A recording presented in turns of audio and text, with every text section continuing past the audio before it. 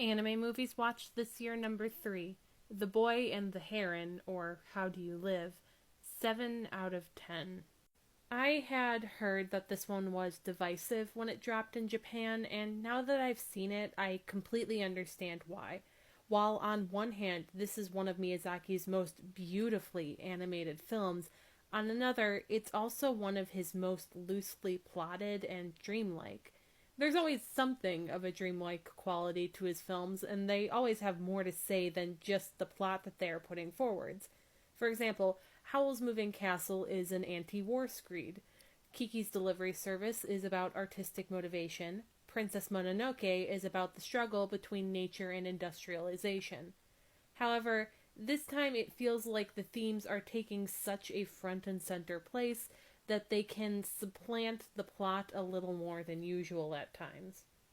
The first act is a slow and melancholy journey that is about the grief that Mahito is still going through and how that is only compounded by the changes brought on by both the world at war around him and his greatly changing family situation.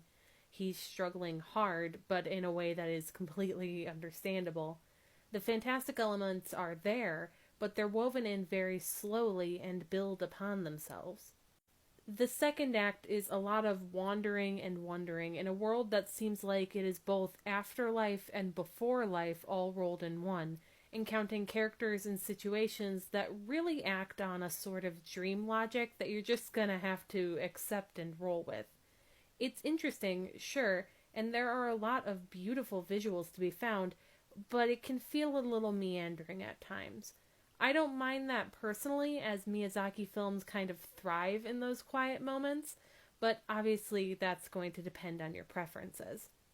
The third act is where things get messy. The story escalates very rapidly in a way that can feel hard to follow at times.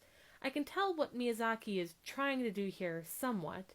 There's rumination on the creative process and a very clear look at the worry or fear that those who you expect to follow after you and carry your legacy may not be willing to or may not be capable of it. Things that I am sure are very much on his mind at this point in his career.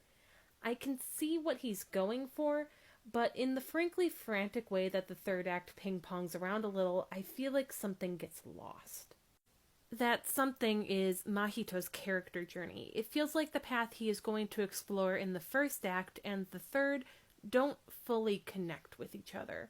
There are some parts that do, but at others I do feel like I lost him a little bit in there. Perhaps on another watch, and after I sit with the film a little more, I'll feel differently.